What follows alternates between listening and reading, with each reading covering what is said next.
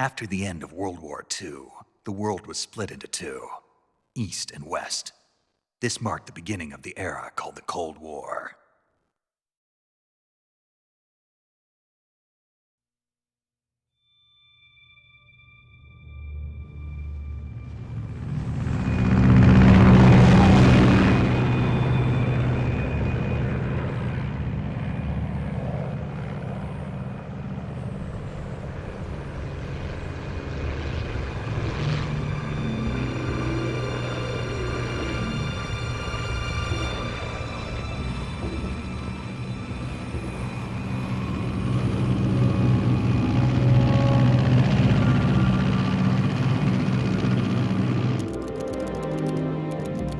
Flying over Pakistan, altitude 30,000 feet.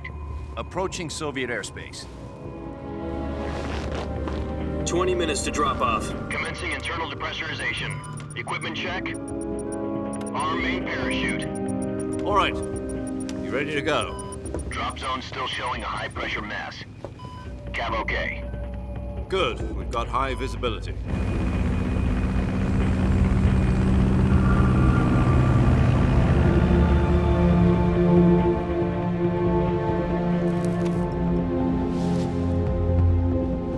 Put out that cigar. Connecting oxygen hose to interior connector. Put on your mask.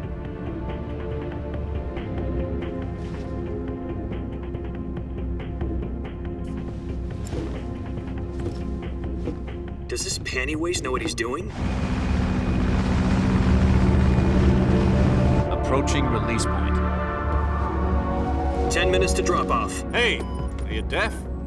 He said put out the cigar and put on your mask.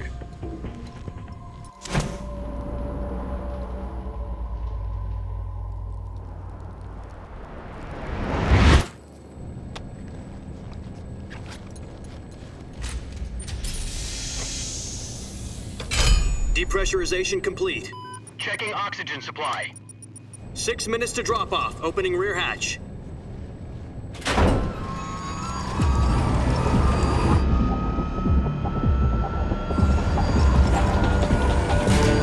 Sunrise.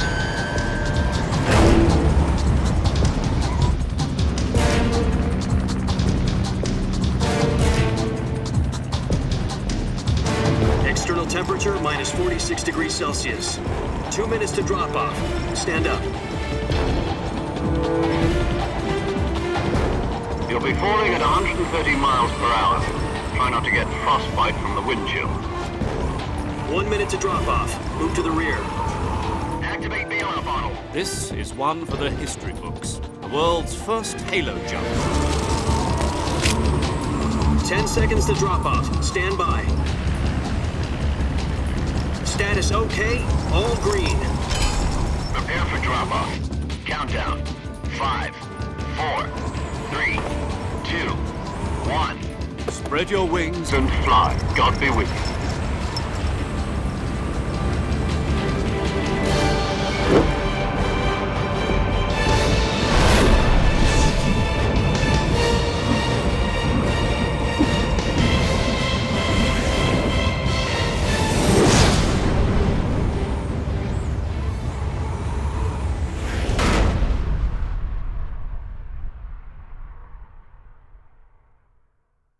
Jack, I've got some important news. The head of the CIA has finally given us the green light for the Virtuous mission. Virtual mission? No, the Virtuous mission. The future of our Fox unit depends on it. If it succeeds, we'll be officially organized into a unit. Virtuous mission? Sounds like some kind of initiation ritual. You know, don't get cocky. This isn't a training op. Right. So what exactly is this wonderful mission?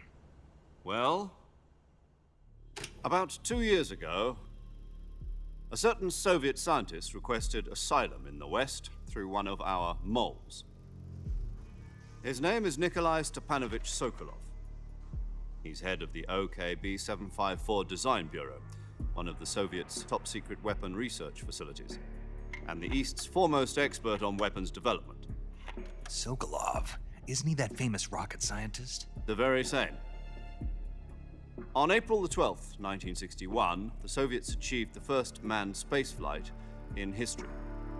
The Earth was blue, but there was no God. Well spoken. The rocket that carried Yuri Gagarin into orbit was the A-1, known as the Vostok rocket. Sokolov is said to be the man most responsible for the multi-engine cluster used in that rocket. After Gagarin's flight, Sokolov left rocket development to become the head of the newly established Design Bureau. From a lowly technician to head of a design bureau, that's quite a success story, so why do you want to defect? It seems he'd become afraid of his own creations. Afraid? Call it a crisis of conscience. And for that, he left his country and his family behind and went over the fence? Not exactly. One of his conditions was that his family was also to be taken safely to the west. We used a mole to get the family out first and succeeded in sneaking Sokolov over the Berlin Wall shortly afterwards. I was the one who conducted the operation. The security on the eastern side was still full of holes back then. Then what? We got Sokolov over in one piece, but the whole ordeal had left him exhausted, and we checked him into a hospital in West Berlin. It took him 2 weeks and more than 600 miles to get from the research facility in the Soviet Union to Berlin. He was in no condition to say anything coherent. And it was only a week later that we had something much bigger on our hands. The Cuban Missile Crisis. October the 16th, 1962, President Kennedy received word that the Soviets were in the process of deploying intermediate-range ballistic missiles in Cuba. The President demanded that the Soviets dismantle and remove the missiles. At the same time, he announced a naval blockade to prevent further missile shipments from reaching Cuba. But the Soviets didn't back down, instead placing their armed forces on secondary alert. Soviet transport ships carrying missiles continued on course towards Cuba. US and Soviet forces went on alert for an all-out nuclear war. Frantic negotiations were conducted through the UN's Emergency Security Council and unofficial channels to end the hair-trigger standoff. Finally, on October the 28th, the Soviet Union agreed to remove its missiles from Cuba, and so the world avoided a nuclear holocaust. But in order to get the Soviets to pull their missiles out, we had to make a deal.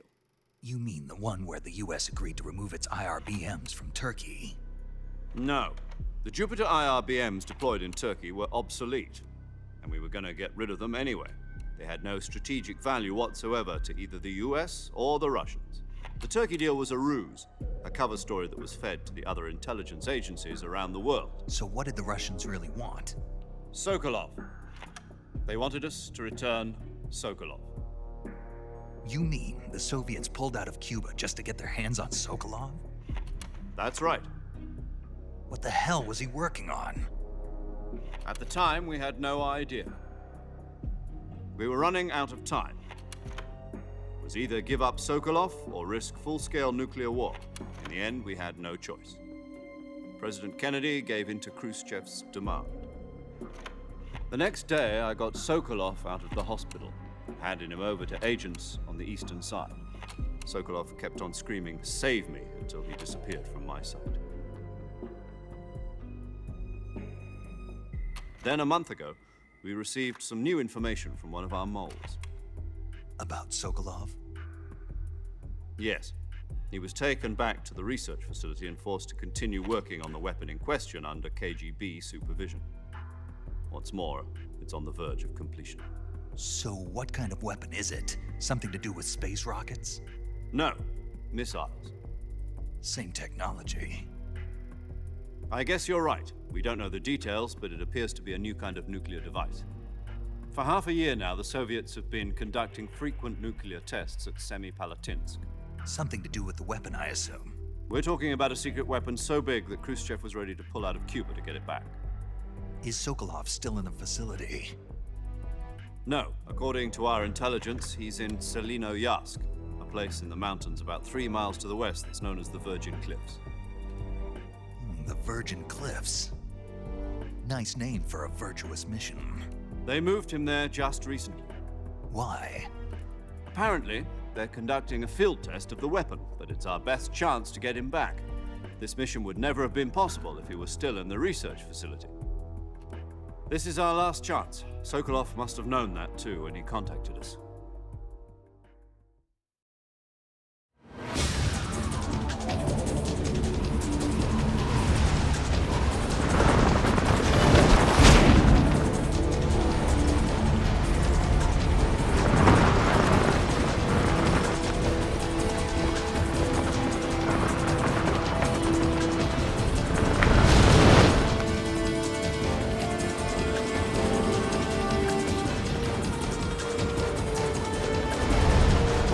up, Jack. Your mission is to infiltrate Selino Yask in the Soviet mountains, ensure the safety of Sokolov, and bring him back to the West.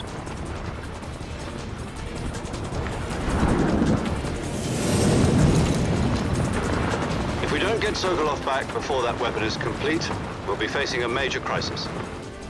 The clock is ticking.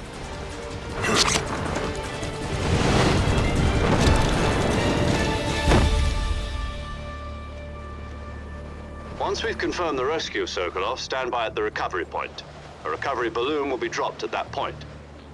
Helium will be pumped into the balloon to inflate it. The process takes about 20 minutes.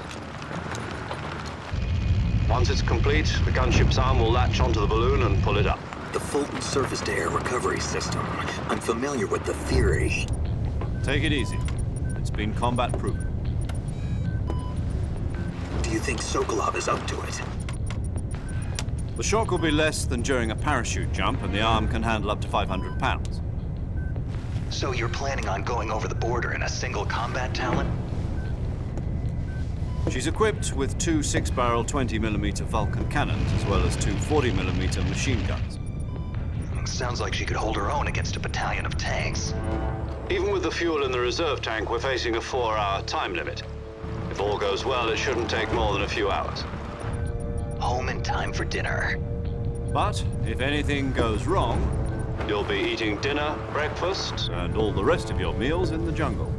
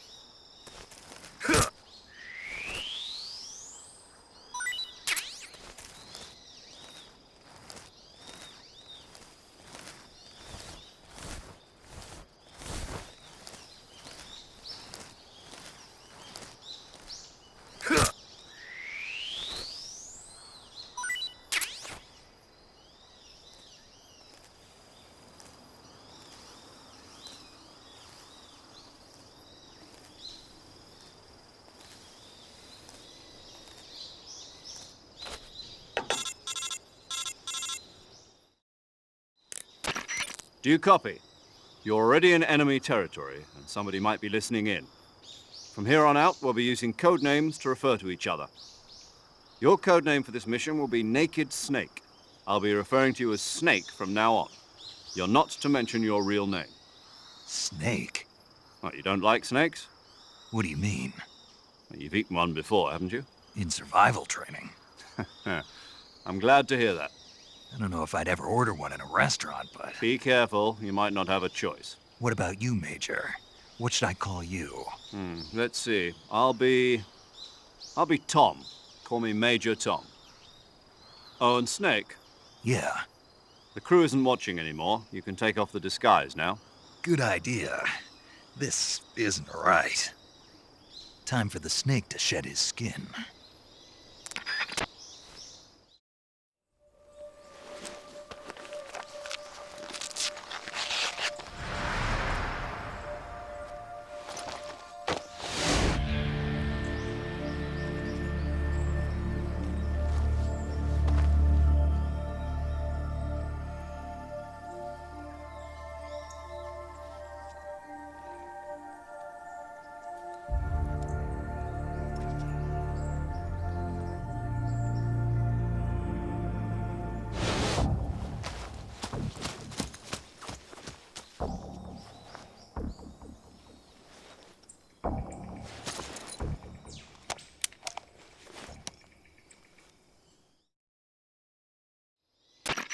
Can you hear me, Major Tom? This is Snake. Kept you waiting, huh? This will be a sneaking mission. You must not be seen by the enemy. You must leave no trace of your presence. Is that clear?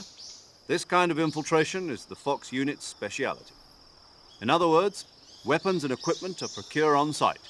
That goes for food as well. You're completely naked, just as your name implies. Great. Now I see why you asked me if I like snakes. I suppose calling me Snake was your idea of a joke, too.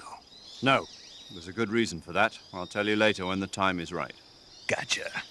Getting back to the subject, how exactly am I supposed to feed myself? You've been issued a knife and a tranquilizer gun. Use them to hunt for food. You'll also find some medical supplies in your backpack. Yeah, about the backpack. I lost it in a tree on the way down. I see. Well, you'd better go back and get it then. You know where it is? No problem. I can see it from here. It's stuck on a branch. To climb a tree, stand in front of a tree that's covered in ivy and press the action button. I'll be monitoring your progress over the radio. We can't risk violating Soviet airspace, but I'll be in the gunship. My frequency is 140.85. I'll give you a call if I need to talk to you. If you need to talk to me, use the send function. Okay, Snake, go get your backpack.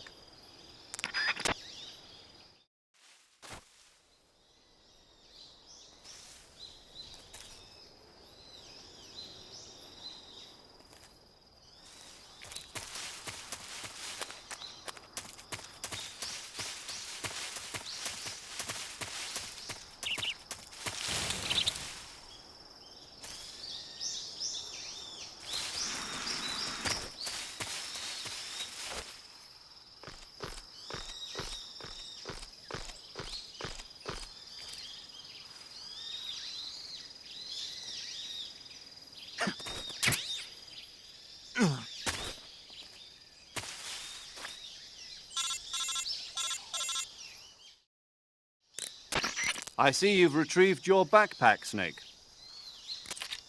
To equip a weapon, it's necessary to take it out of your backpack.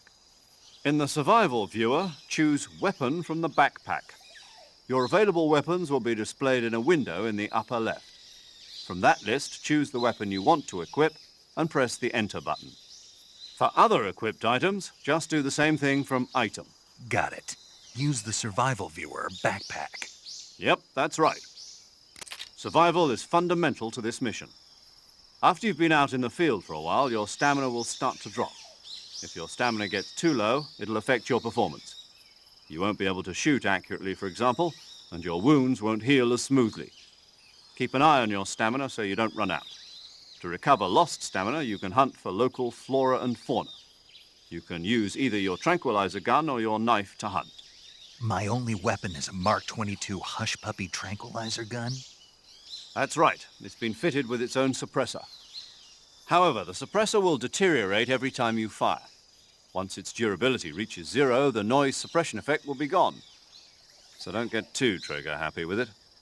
The suppressor's durability is shown in the icon. Any weapons and equipment beyond what you're carrying now, you'll have to find as you go. I have to find my own weapons and equipment? Whose crazy idea was this, anyway? Solo covert actions are standard Fox operating procedure. You can't leave any traces of your presence. No weapons, equipment, footprints, sweat, or bodily waste. The same goes for bullets and cartridges, too. Your presence in enemy territory is already a violation of international conventions of warfare. There aren't supposed to be any American soldiers in Russia. It could spark an international incident. You can't let anyone see you. You can't let the enemy know you're there. This is a stealth mission. You're a ghost, Snake, in every sense of the word. And there'll be no rescue if you're captured. The military and US government will deny any involvement in the affair. Then I'll just have to take care of myself, huh? I'm afraid so. You've been given a fake death pill for that purpose. SIS guidelines stipulate that soldiers on covert ops like this one be issued a potassium cyanide capsule. Tape it to your body so you can take it when you need to. How generous of you. Use it if you're taken prisoner by the enemy. It'll send you into a state of false death for a short time. Fooling them into thinking that I'm really dead. So how do I come back to life? Just take the revival pill. You mean that thing they put in my tooth before the mission? That's the one. But be careful. If you remain in a state of false death for too long, nothing will be able to bring you back. Remember that. I'll keep it in mind. You said this was a solo mission, right? Right.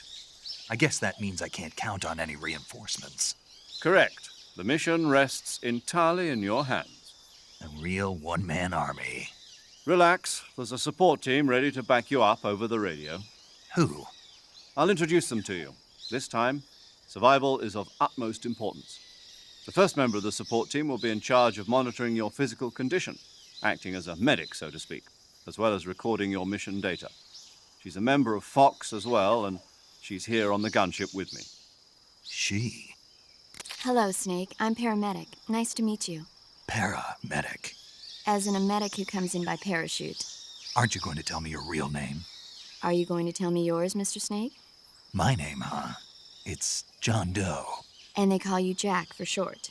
You're a regular Captain Nemo. A name means nothing on the battlefield. After a week, no one has a name. What's your name? Jane Doe. Very funny. I wasn't joking, but I'll tell you my name only if you manage to make it back alive. My frequency is 145.73. She's also in charge of recording your mission data. Whenever you want to save, send a message over the reserved save frequency, 140.96. So saving lets me record my mission data. That's right. It also records the state of your health. Good to know. There's one more person I want to introduce you to, Snake. Huh? Speaking of snakes, you remember the boss, don't you? A legendary soldier and your mentor. Actually, it was the boss that got the DCI's authorization in the first place. She's going to be serving as Fox's mission advisor. The boss is? She also helped me plan this mission. She and I were at SAS together. Jack, is that you? How many years has it been? Boss? That's right. It's me. Talk to me. Let me hear your voice. It's been 5 years, 72 days, and 18 hours. You've lost weight. You can tell just by the sound of my voice. Of course I can. I know all about you. Really? Well, I don't know anything about you. What's that supposed to mean? Why'd you disappear on me all of a sudden? I was on a top-secret mission. You didn't need me anymore. But there were still so many things I wanted you to teach me. No, I taught you everything you needed to know about fighting techniques. I taught you all I could. The rest you needed to learn on your own. Techniques, sure. But what about how to think like a soldier? How to think like a soldier? I can't teach you that. A soldier needs to be strong in spirit, body, and technique. And the only thing you can learn from someone else is technique. In fact, technique doesn't even matter. What's most important is spirit. Spirit and body are like two sides of a single coin. They're the same thing. I can't teach you how to think.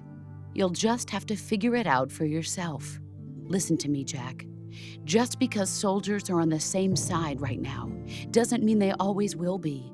Having personal feelings about your comrades is one of the worst sins you can commit. Politics determine who you face on the battlefield.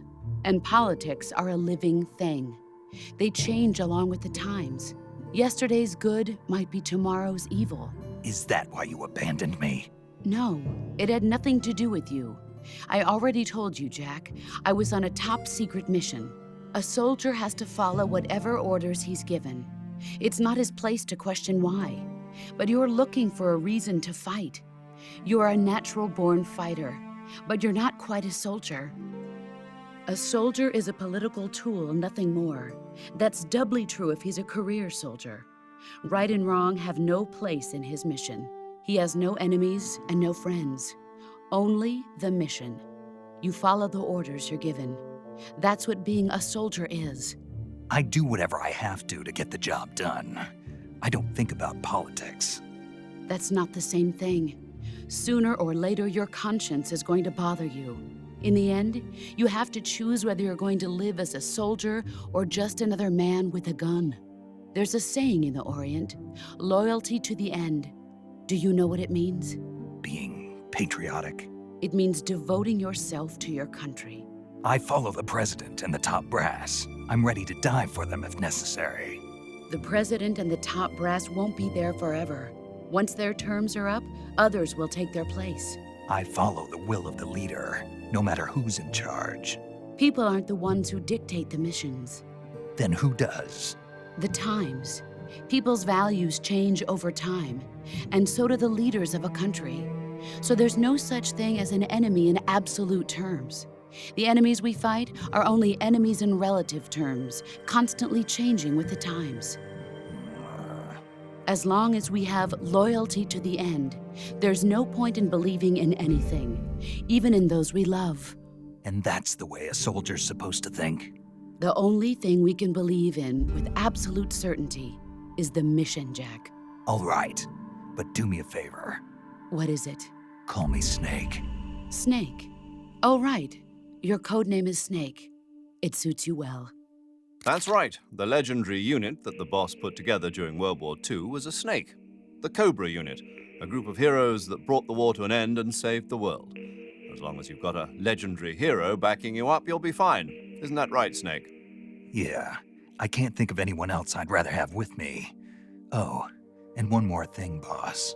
Yes? It's good to hear your voice again. Same here. After all, who knows if either of us will make it out alive? Snake, you are always best at urban warfare and infiltrating buildings. But this is the jungle. Survival is going to be key. Those CQC techniques I taught you are sure to come in handy. CQC? Close quarters combat, huh? I've been in the Green Berets for the past few years. I'm probably pretty rusty. Not to worry. I'll be here to help you remember. After all, this is your first actual survival mission. I'll be supporting you over the radio. Where are you, boss? Next to the Major? The boss is communicating with us by radio from aboard a Permit-class submarine in the Arctic Ocean. My frequency is 141.80.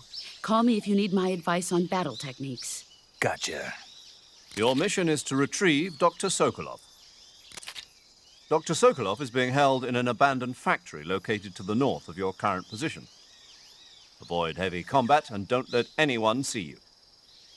Don't forget that this is a stealth mission. Snake, try to remember some of the basics of CQC.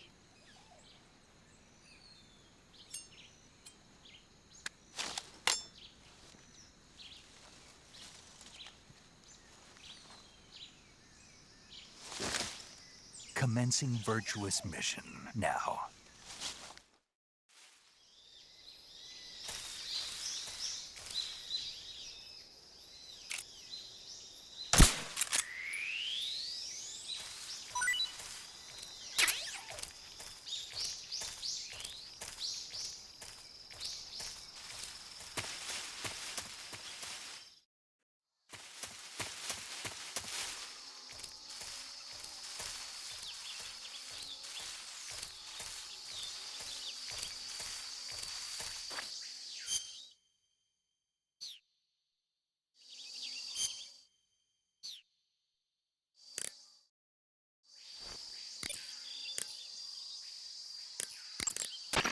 Camouflage is an indispensable tool when you're sneaking through the jungle.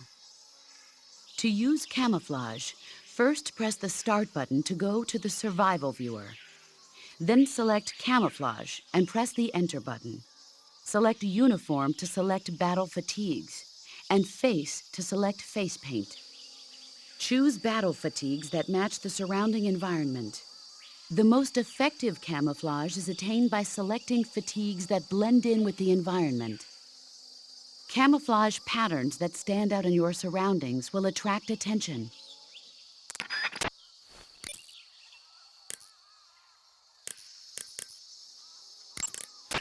Visibility is poor in the jungle, so you'll be finding yourself in a lot of unexpected encounters. Naturally, this means that close quarters combat will be more important than ever. So I'll have plenty of chances to use CQC then. That's right. In proximity encounters, firing a gun isn't necessarily the best response to every situation. It's only one option among many. Rather than taking the time to draw, aim, and fire a gun, engaging your opponent in hand-to-hand combat can sometimes be a faster and more reliable way of subduing him. Besides, in a sneaking mission like this one, it's too dangerous to go around firing your gun. You'll end up revealing yourself to the enemy. Yeah, I know. You created CQC to deal with exactly this type of situation. With your help, of course. In a battle situation, you'll only have a split second to decide how to attack. Use the weapon button to attack using a weapon, and the CQC button to attack using CQC. Press the CQC button once to throw a punch. Pressing it multiple times in succession will allow you to deliver a combo attack. But striking your opponent is just one aspect of CQC. It doesn't really start to shine until you've got your enemy in a hold. Press and hold down the CQC button to grab your opponent with your right hand. From there, you can use the left stick to knock your opponent off balance and throw him to the ground. This can be used to knock an opponent out in a single blow. If you don't press the left stick, grapple with your enemy until you're behind them and can get your knife to their throat. Grabbing an enemy from behind and holding your knife against his throat will render him virtually powerless. From this point, there are several things you can do. By double-clicking the left stick button, you can slit his throat by using your knife. Move the left stick and press the CQC button to throw the enemy to the ground. Tap the CQC button rapidly to choke the enemy. You can use this to knock him out or even kill him if you do it long enough. By continuing to hold down the CQC button, you can move around while keeping your grip on the enemy. By pressing the weapon button, you can aim your currently equipped weapon at another enemy. With their comrade acting as a human shield, the enemy will be reluctant to attack you. Press the left stick button to press your knife against the enemy and demand information.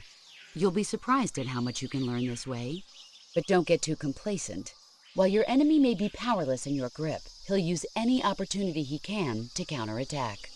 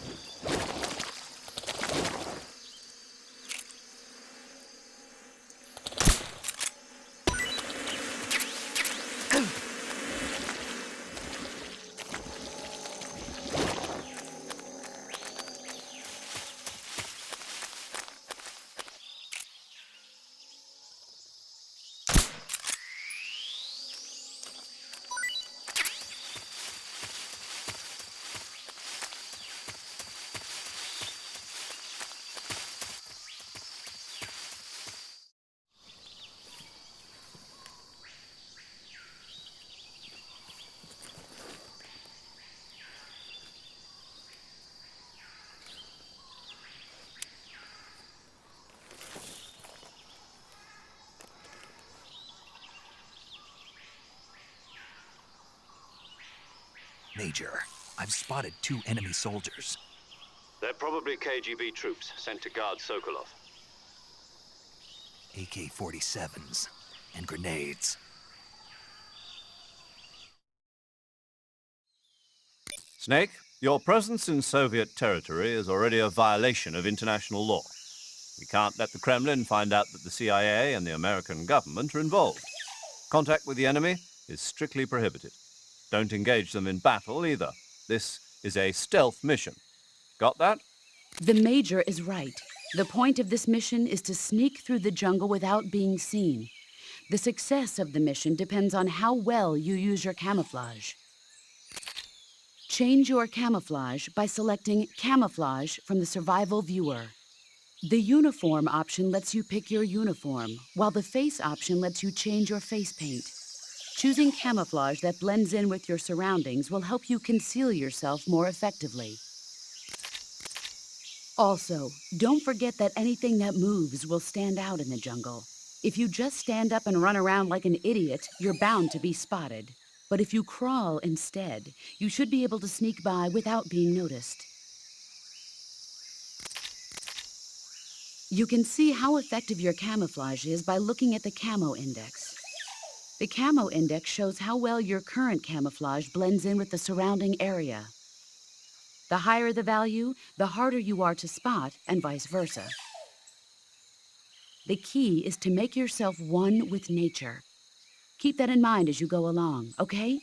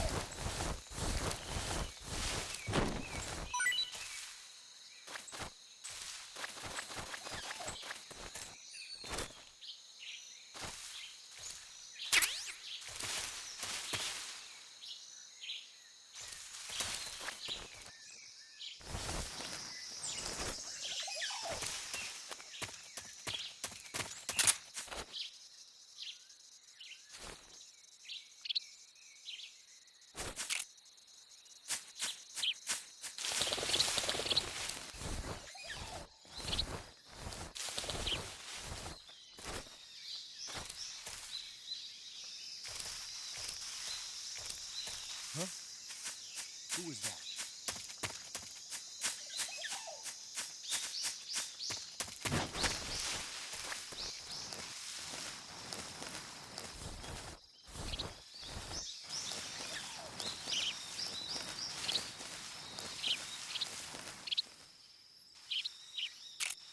Nobody here.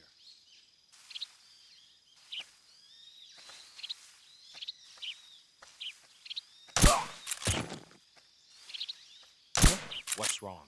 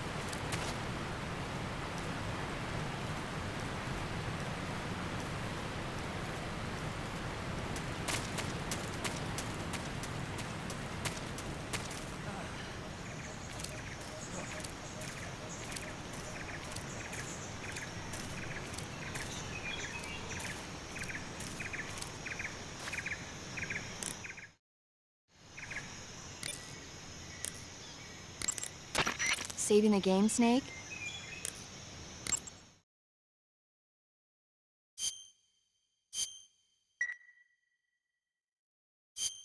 Hey, Snake, you ever heard of Godzilla, King of Monsters? No, what is it? It's a movie. You haven't seen it? Nope. It's about this monster called Godzilla, who grows to an enormous size in a nuclear test and goes on a rampage in Tokyo. Nuclear test, huh? Then the Marshall Islands must be crawling with giant monsters right about now. It's just make-believe. Maybe that's why my pants have been so tight lately. Snake, it's a movie, not a report out of Los Alamos. I know. So then what happened? Godzilla is immune to all weapons, and humanity has no way to stop the monster. Dr. Shirazawa develops a new type of weapon, but meanwhile, Godzilla is getting closer and closer to Tokyo, obliterating everything in its path. It was originally a Japanese movie, but they made an American version, too. I recommend seeing the original Japanese one if you ever get the chance. It's mostly mindless fun, but it's also got a serious anti-nuke message as well. Where can I see the original? You'll just have to go to Japan. Really? That's too bad. Well, if you wait 40 years, you might be able to see it in America, too. Why's that? 2004 will be Godzilla's 50th birthday. You think they're still going to be making Godzilla movies then? Of course! Everybody loves Godzilla. You sure know a lot about movies. I don't suppose you're the movie-watching type, are you? Not really. Okay, then I'll tell you everything I know. When the going gets tough, movies can save your life. It's always good to be able to look at things from a different perspective when you get in a jam. That's the magic of movies. No kidding. Well, I guess it might at least make a nice distraction. That's the spirit, Snake. Have a little fun.